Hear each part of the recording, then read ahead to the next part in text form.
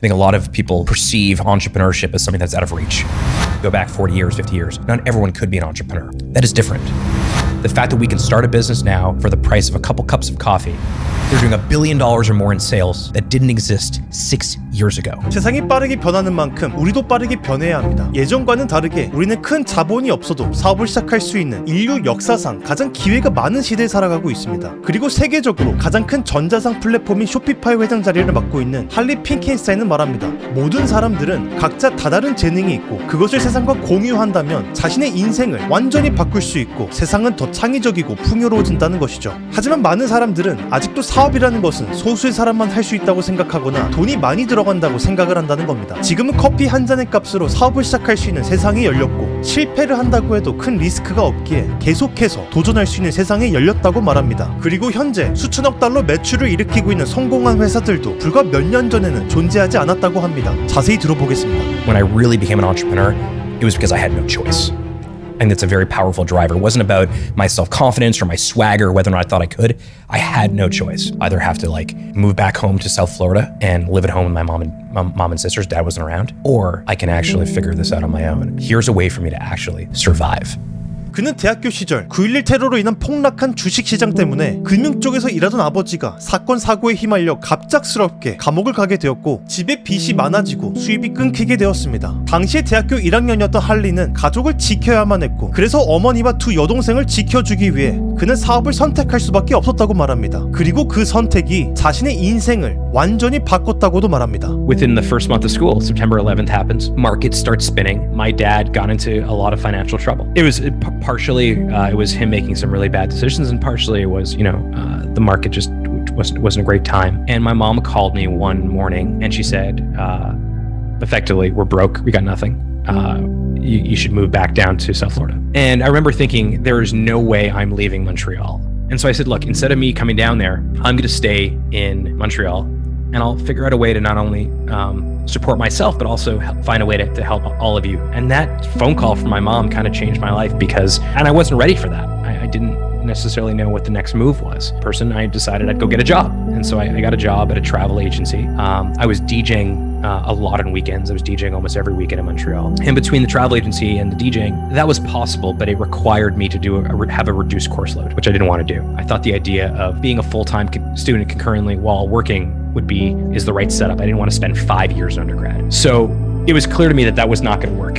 And I ended up quitting the travel agency, but I thought about starting a business because I thought, hey, wouldn't it be amazing if I were able to build something that generated revenue while I was in class? And the only thing you can build that generates revenue when you're not actually working hour to hour is a business. 당시에 대학생이었던 할리는 학교를 다니면서 여행사에서 일을 하고 주말에는 DJ를 하면서 생계를 유지할 수 있었다고 말합니다. 하지만 그는 학업에 집중할 수 있는 시간이 부족했고 대학교를 4년 안에 끝내고 싶은 마음에 사업을 하기로 선택합니다. 하지만 어떤 사업을 할까 고민하던 중에 자신이 다니던 맥길 대학교가 티셔츠가 필요하다는 이야기를 듣고 대학교 상대로 티셔츠 사업을 시작합니다. 그리고 많은 대학교 상대로 티셔츠를 팔았고 그렇게 그의 인생도 180도 바뀌게 되었습니다. Serendipitously, I met someone who was on the student council at McGill University, told me that McGill buys lots of t-shirts. And I just sort of quickly connected the dots that, oh, okay, t-shirts, McGill, I'm a student at McGill. And I went to McGill shortly thereafter and said, hey, I own a t-shirt company. I didn't.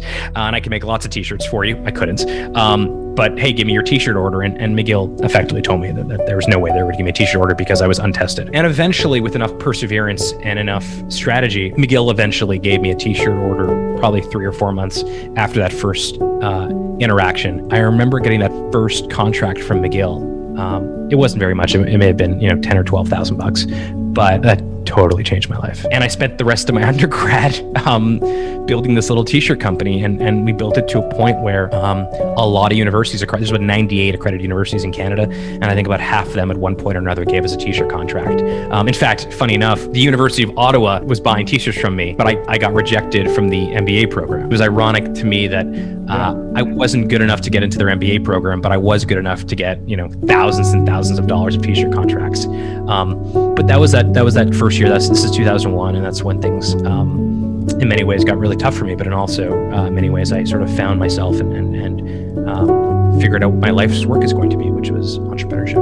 갑작스럽게 닥친 인생의 위기 속에서 그는 오히려 그것을 기회로 잡았고 대학교들 상대로 티셔츠 사업을 성장시켰지만 티셔츠에 열정이 없었기에 지속할 수는 없었다고 말합니다. 상황에 따라 사업을 시작할 수 있는 동기는 다르지만 결국에 사업을 지속하기 위해선 그 사업이 자신에게 의미 있고 열정이 있어야 가능하다는 걸 느꼈다고 말합니다. 그는 티셔츠에 열정이 없었기에 자신의 티셔츠 사업을 접고 당시 아직 스타트업이었던 쇼피파이 창업자 토비를 찾아가 함께 여정을 걷기로 결정합니다. 자신이 사업을 통해 위기의 순간을 기회로 만든 것처럼 최대한 많은 사람들에게도 그 경험을 느끼게 해주고 싶은 강한 신념이 생겼고 지금도 그 신념으로 쇼피파이를 경영하고 있다고 말합니다. I think you have to actually like the thing you're doing to do it over a long period of time. And I started selling t-shirts to universities across Canada. I had very little passion towards t-shirts. I like wearing t-shirts, as we talked about earlier. I like black t-shirts are something that I like, but I was not a passionate t-shirt entrepreneur manufacturer. I was passionate about survival. I was passionate about supporting my mom and my sisters. And so I don't think that t-shirt business was going to be something that I was going to be doing the rest of my life. That was not my life's work. Fast forward till today, leading Shopify with our team,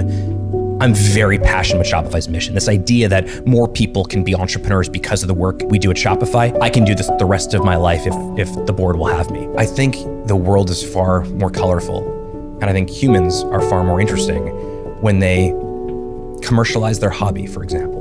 I think there's still far too many people that work at a job they absolutely hate. In fact, I would say that they loathe because they think they have no choice. And that was the case for a long time. You go back 40 years, 50 years, not everyone could be an entrepreneur. That is different. And I'm not saying that everyone that has a great hobby should commercialize that hobby. Some hobbies should stay hobbies. But there are a ton of people who work at a job they despise. They go home at night, they go to their garage or their workshop or their kitchen table, and they tinker on cool stuff, but they don't share that with the world. If they did that, consumers would get really better stuff, but those particular people behind those businesses can find their life's work. But I think the idea of finding your life's work, that is a life-changing moment. 만약에 지금 다니는 직장이 평생 직장이 아니라면 자신이 무엇을 좋아하고 열정 있는지를 찾는 게 중요하다고 말합니다. 다니기 싫은 직장을 억지로 자신을 갉아먹으면서 평생 다닐 수는 없기에 우리는 살다 보면 인생에 한 번쯤은 사업을 하게 될 시간이 있을 거라고 생각합니다. 할리 핀켈스테인은 퇴근하고 집에서 무언가에 집중해서 만들어내는 것과 그것을 세상과 공유하는 것이 사업의 출발점이라고 말합니다. 그리고 지금 우리가 살아가는 세상에서는 계속해서 도전할 수 있는 기회가 열려있지만 과거에서부터 전달된 우리의 잘못된 인식 때문에 아직도 많은 사람들은 사업에 대한 두려움이 크고 멀게만 느껴진다고 말합니다. I think a big part of it is perception. I think a lot of people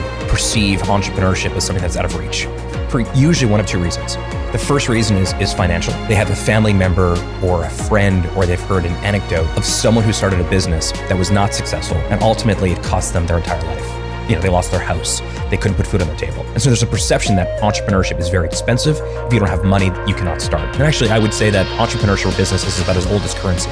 So thousands and thousands of years. The main ingredient to starting a business was capital. And if you didn't have capital, you couldn't start. And I think that's changed. The second part, the understanding or the experience or the know-how to begin. And I think that also has changed. I think now you don't have to go to business school. You don't have to, have grown up in a home with entrepreneurs to start a business. I think that anyone can start. Remember that the cost of failure right now is the lowest it's ever been in the history of the world. If you can remember that, it means that there's absolutely no reason why you shouldn't keep trying. And if it doesn't actually work, try something else. This would be a cool idea. Try it. When you look across the millions of stores on Shopify, the vast majority of them did not wake up and say, I'm going to be a great entrepreneur. They tried something, it worked, they scaled it. They tried something, it didn't work, they tried something else. That was when they scaled.